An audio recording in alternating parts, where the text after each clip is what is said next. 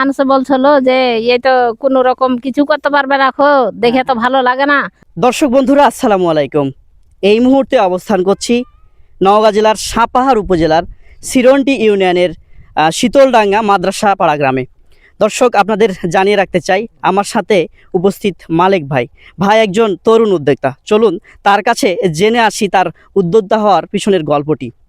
আলহামদুলিল্লাহ, আল্লাহর রহমতে খুব ভালো উন্নতির পথে আছে। জি গাড়ল ব্যবসাটা একটা লাভজনক ব্যবসা জি জি আমার কাছে মনে হয়। আপনারা যারা তরুণ উদ্যোক্তা আছেন তারা এই ব্যবসা আসতে পারেন। আর আমি বলতে চাই 2 বছরের মধ্যে আমার প্রায় 10 থেকে 12 লাখ টাকার মতো ইনকাম হয়েছে। মাশাআল্লাহ, আপনারা দেখতে পাচ্ছেন এখন আমার কাছে বর্তমানে 5 থেকে 6 লাখ টাকার মতো মাল আছে। দর্শক এই মুহূর্তে আব্দুল মালিক ভাইয়ের বাবার সাথে আমরা কথা বলবো। চাচা কেমন আছেন? আলহামদুলিল্লাহ ভালো। ভালো আছেন না? আলহামদুলিল্লাহ তো আপনার ছেলে একজন উদ্যোক্তা, তরুণ উদ্যোক্তা, কেমন লাগছে আপনার? আলহামদুলিল্লাহ ভালো, খুব ভালো লাগছে না? খুব ভালো। আপনার ছেলে যে এত দূর এসেছে, আপনাকে তো অনেক কথা হয়তো শুনতে হয়েছে। হ্যাঁ, মানুষ মেলা রকম বিভিন্ন রকম মেলা ঝনা কিছু বলেছে, হ্যাঁ হ্যাঁ বলার কারণে আমরা কিছু এত লাভবান হয়েছি। হ্যাঁ হ্যাঁ অবশ্যই আমরা 2 বছর হলো হ্যাঁ। করার পর থেকে আমরা অনেক কিছু এত থেকে পাচ্ছেন। পাচ্ছি। তাই বলা যায় এটা করে আপনার ছেলে এখন উন্নত না অবনত? উন্নত। উন্নত। উন্নত। দর্শক আপনাদের আরেকটি বিষয় জানিয়ে রাখতে চাই, মালিক ভাই শুধু ভেড়ারই খামার না, পাশাপাশি চাষ করেছেন বিদেশি সরিষার এবং তা চাষ করে তাক লাগিয়ে দিয়েছেন সাপাহার উপজেলার সিরন্টি ইউনিয়নে।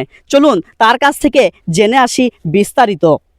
আচ্ছা মালিক ভাই, আপনার কাছে আমার একটা প্রশ্ন হচ্ছে, সবাই দেশি সরিষা চাষ করছে, কিন্তু আপনি এই বিদেশি সরিষা কেন চাষ করছেন?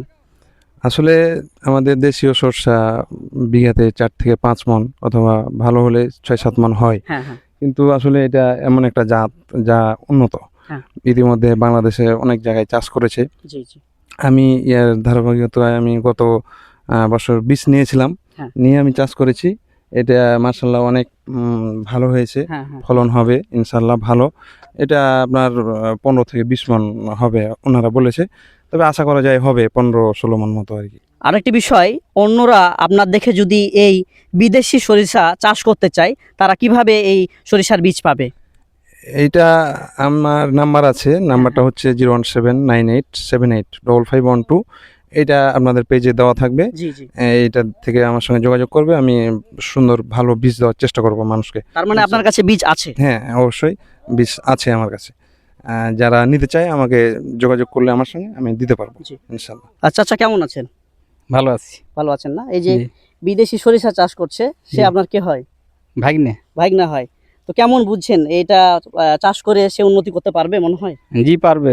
উন্নতি করতে পারবে। জি পারবে। এটা কি আমাদের যেগুলো সরিষা আছে, ধরেন বাংলাদেশি যেগুলো সরিষা আছে, তার চাইতে এটা মানে কতটুকু পরিমাণ বেশি দিতে পারে মনে হয় আপনার? এটা উন্নত, ওই দেশি শস্যের থেকে এটা আপনার ডবল হবে আর কি। ডবল হতে পারে। জি। দর্শক বন্ধুরা দেখতে পাচ্ছেন ধানের ক্ষেত, কৃষকেরা কাজ করছে, তাদের মুখ থেকে জানার চেষ্টা করব যে এই যে সরিষা, ধান ক্ষেতের পাশেই যে এই সরিষা সম্পর্কে তারা কি জানে, তাদের কাছ থেকে আমরা জেনে আসি। কেমন আছেন চাচা? ভালো আছে। ভালো আছেন না? জি। এই যে সরিষা, বিদেশি সরিষা, আপনার কি মনে হয় যে আমাদের দেশি সরিষার চাইতে ভালো হবে না খারাপ হবে? ইনশাল্লাহ ভালো হবে। ভালো হবে। হ্যাঁ, ভালো হবে। ফসল কেমন হতে পারে? দেশিটা ভালো হতে পারে বেশি না এটা? এটা বেশি ভালো হবে, এটা থোকা থোকা আছে না। হ্যাঁ। সরিষা দেখছেন, বিদেশি সরিষা আপনার গ্রামে মনে হয় প্রথমবার। প্রথম কেমন লাগছে?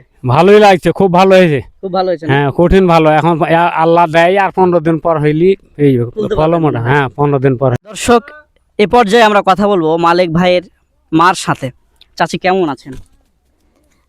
জি আলহামদুলিল্লাহ ভালোই আছি। ভালো আছেন না?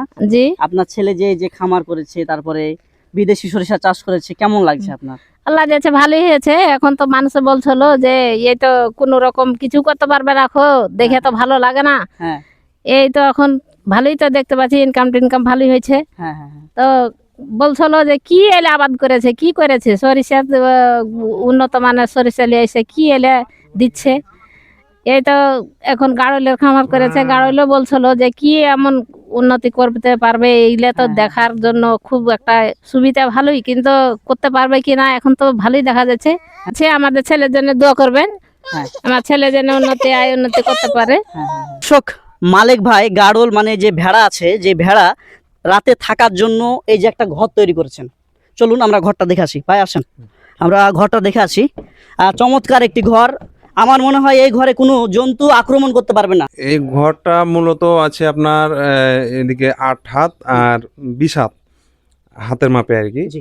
এই ঘরটা তৈরি করতে প্রায় আমার 80 থেকে 85,000 টাকার মতো খরচ হয়েছে। মাটি থেকে প্রায় 4 হাত দূরে, 4 হাত দূরে, মাটি থেকে 4 হাত উপরে এই ঘরটি। কত চমৎকার সিস্টেম একটা ঘর। এই যে দর্শক, এতক্ষণ থেকে আমি মালেক ভাইয়ের সাথে ছিলাম। তো আপনাদের যেটুকু জানিয়ে রাখতে চাই, যারা বেকার অবস্থায় ঘুরে বেড়াচ্ছেন, অল্প কিছু পুঁজি থাকলে আপনারা শুরু করতে পারেন চাষবাস, অথবা শুরু করতে পারেন ছোট পরিসরে কোনো খামার। তাই আসুন আমরা আমাদের দেশকে সমৃদ্ধ করি, আমরা উদ্যোক্তা হই আমরা। আপনাদেরকে এটুকুই জানানো ছিল আজকে। ধন্যবাদ, সবাই ভালো থাকবেন এবং ভিডিওটি শেয়ার করে সবাইকে দেখার সুযোগ করে দিবেন।